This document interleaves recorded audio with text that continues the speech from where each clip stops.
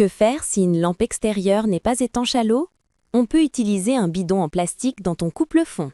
On place un fil de cuivre enroulé dans le goulot, on visse le bouchon, on l'accroche à un crochet à l'extérieur.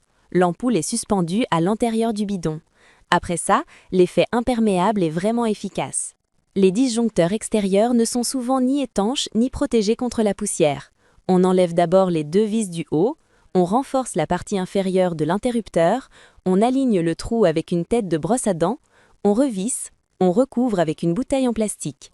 C'est à la fois étanche et sécurisé. On démonte l'allumeur électronique d'un briquet à gaz. On enlève la gaine isolante, on serre les fils positifs et négatifs, on rallonge le fil en cuivre, on remonte le briquet. C'est très pratique pour allumer des outils.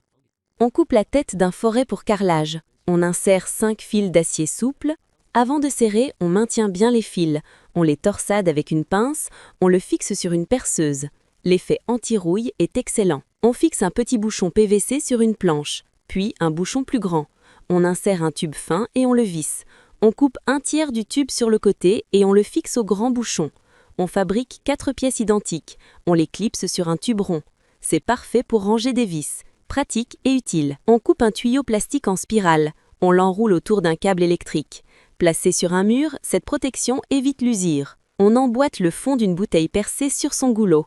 On ajoute un joint en plastique. On colle avec de la colle. Idéal pour percer un mur. La poussière est bien récupérée. On attache un crayon sur un morceau de bois. On fixe un clou à l'avant. Sur un mur irrégulier, les lignes de découpe sont très précises. On enlève la rouille des têtes de clous avec une brosse métallique. On pulvérise de la peinture anti-rouille. On met de la colle structurelle dans un bouchon de bouteille. On le place sur le clou. Plus de rouille, ni de fuite. Pour le ressort de la béquille de vélo, on accroche un collier de serrage à une pédale. L'autre extrémité est fixée à la béquille. Il devient très facile d'installer le ressort. On visse une tige filetée dans une cheville plastique. On coupe l'extrémité avec un cutter. Parfait pour enfoncer des clous dans le béton. Plus de risque de se frapper les doigts. On enlève l'écrou et la rondelle d'une cheville métallique. On l'enfile sur un clou. On peut frapper sans abîmer le fond du rail.